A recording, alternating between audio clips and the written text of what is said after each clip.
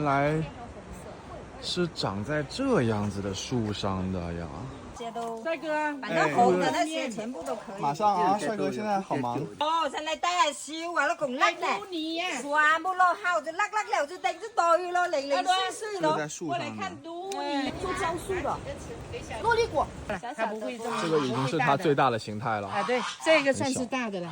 哇，厉害厉害！能保跟我2个头一样大的菠萝蜜，这个不是刚刚那个珍珠蜜啊，这个就是普通的菠萝蜜。珍珠蜜吃起来很软糯。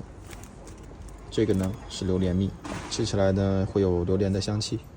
菠萝蜜，你看这个就是那个树叶菜，长在树，这个是它的藤，像树一样。然后呢，我们就吃它的这个菜叶。生槟榔果，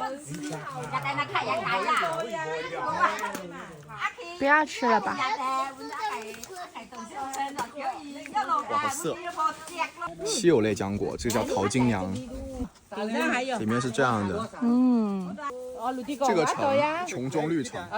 我们海南那个吃生槟榔嘛，就是会外面包一个他们叫捞叶，这个叶子就是这种叶子，就是拿去卖的，跟槟榔一起卖。哦，感觉它也很适合去烤肉店啊，拿来包肉吃。对。